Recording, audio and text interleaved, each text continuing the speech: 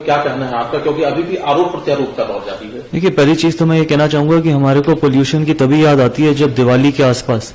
ये तो ये एक ऐसी चीज है जो पूरे साल हमारे को ये विषय उठा के रखना चाहिए, क्योंकि ये छोटे बच्चों की जिंदगी का सवाल है, बूढ़े बुजुर्गों की जिंदगी का सवाल है।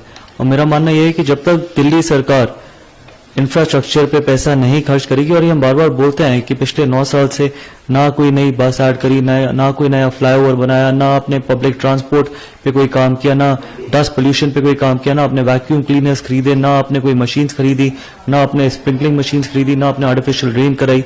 तो मेरा मानना है कि इसी तरीके से फिर हम पोल्यूशन के वक्त पे इसी तरीके से बात करते रहेंगे। मैंने पहले भी ये बात बोली थी कि 70% बच्चे दिल्ली के नेबुलाइजर पे, उनकी क्या गलती है?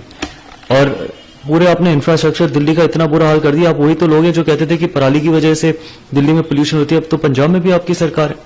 पॉइंट ये है कि जब तक दिल्ली की जनता आम आदमी पार्टी और दिल्ली के मुख्यमंत्री से सवाल नहीं पूछेगी कि आपने 9 साल में दिल्ली के लिए क्या किया, तब तक हम इसी तरीके से भुगतते रहेंगे और छोटे बच्चों की जिंदगियों के साथ खेलते रहेंगे।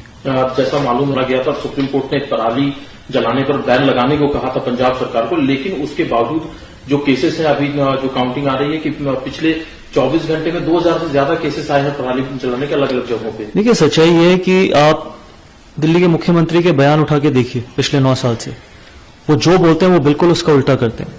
उनका सिर्फ काम है लोगों को ब्लेम करना, दूसरी सरकारों को ब्लेम करना। अब आपकी खुद की सरकार है पंजाब में, तो आपने क्या ऐसा बदले कि दिल्ली की जनता को थोड़ी राहत मिल जाए?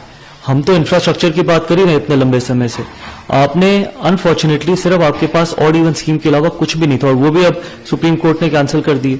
तो मेरा मानना है कि 9 साल में अगर एक दिल्ली की सरकार के पास सिर्फ ऑड इवन के अलावा कुछ नहीं है, तो ये दर्शाता है कि ना आपका कोई विजन था, सिर्फ आपने वोट बैंक की पॉलिटिक्स करी है, और इसकी वजह से दिल्ली की जनता भुगत रही है और भुगतती चली भी जाएगी। क्योंकि ये विषय फिर से मैं कहना चाहूंगा कि आप लोग जब सवाल पूछते हैं तो सिर्फ दिवाली के आसपास मत पूछिए, ये सवाल आप दिल्ली के मुख्यमंत्री से, सारे नेताओं से पूरे साल पूछिए, क्योंकि ये छोटे बच्चों की जिंदगी हम सबकी जिम्मेदारी है।